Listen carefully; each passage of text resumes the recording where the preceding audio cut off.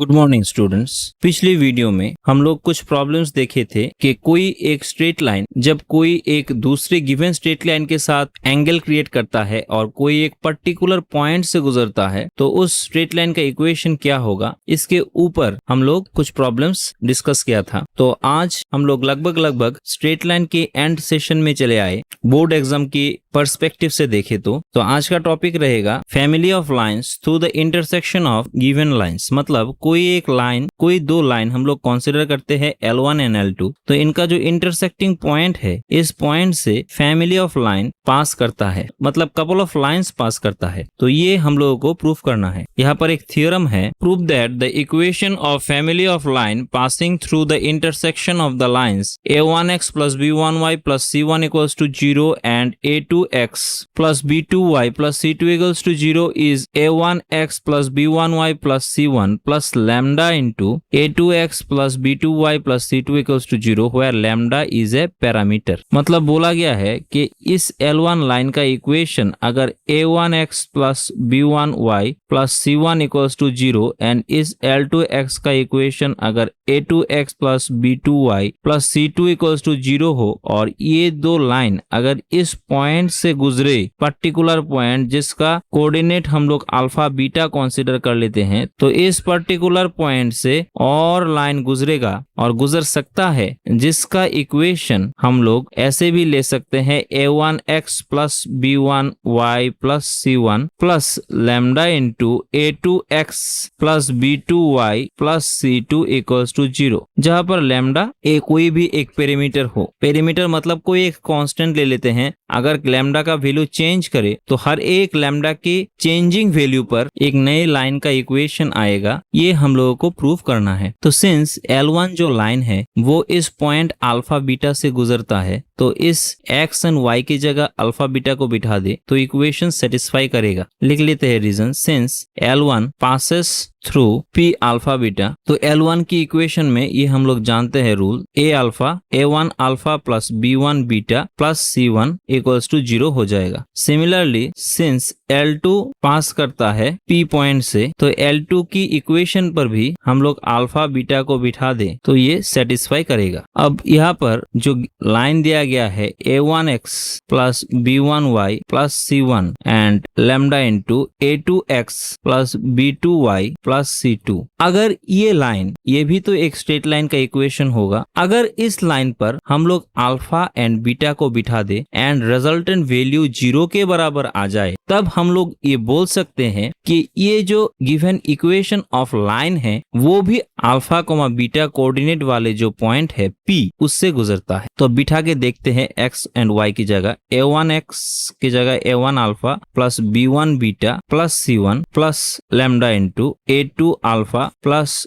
B2 beta plus C2 equals to, देखिए A1 alpha plus B1 beta plus C1 की value equation 1 से हम लोग 0 बिठा दे सकते हैं, plus lambda into A2 alpha plus B2 beta plus C2 की वैल्यू भी 0 के बराबर आएगा इक्वेशन 2 से, तो अल्टीमेट वैल्यू जो है 0 आएगा। मतलब यहाँ से हम लोग बोल सकते हैं कि ये जो इक्वेशन वाले लाइन है वो लाइन भी इस पर्टिकुलर P पॉइंट से गुजरता है। तो ऐसे ये प्रूफ हो जाता है कि कोई दो फिक्स्ड लाइन अगर किसी पॉइंट से गुजरे तो उस पर्टिकुलर पॉइंट से वो दो फिक्स्ड लाइन का इक्वेशन का जो लीनियर सम है वो भी गुजरता है। आशा करता हूँ समझ गए होंगे। अब इसके ऊपर एक प्रॉब्लम देख लेते हैं। Given question is find the equation of the straight line through the point of intersection of lines 4x minus 3y equals to 0 and 2x minus 5y plus 3 equals to 0 parallel to 4x plus 5y plus 6 equals to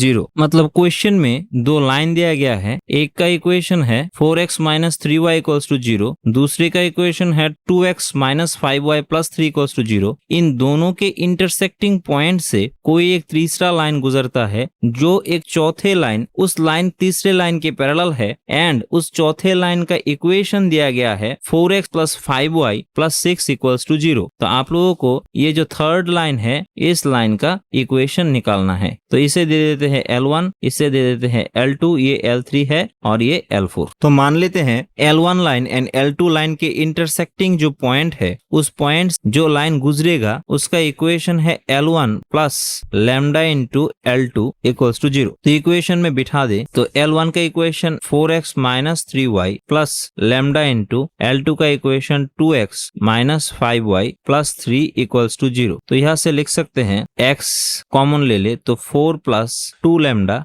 minus common ले ले y तो 3 plus 5 lambda plus 3 lambda equals to 0 and this required line जो L3 है वो parallel है L4 के साथ। तो L3 का स्लोप क्या आएगा? L3 को लिख सकते हैं y equals to 4 plus 2 lambda by 3 plus 5 lambda x plus 3 lambda by 3 plus 5 lambda. तो यहाँ से स्लोप ऑफ L3 आ जाएगा 4 plus 2 lambda by 3 plus 5 lambda and slope of L4 यहाँ पर दिया गया है। L4 का इक्वेशन इस यहाँ से लिख सकते हैं 5y equals to minus 4x minus 6 और y equals to minus 4/5x minus 6/5। तो स्लोप हो जाएगा माइनस 4/5, तो माइनस 4/5। सिंस ये दोनों लाइन पैरेलल है तो इसलिए इन दोनों का जो स्लोप होगा वो इक्वल आएगा, इक्वल टू माइनस 4/5। तो यहाँ से कैलकुलेशन कर ले तो minus 20 minus 10 alpha 10 lambda 12 plus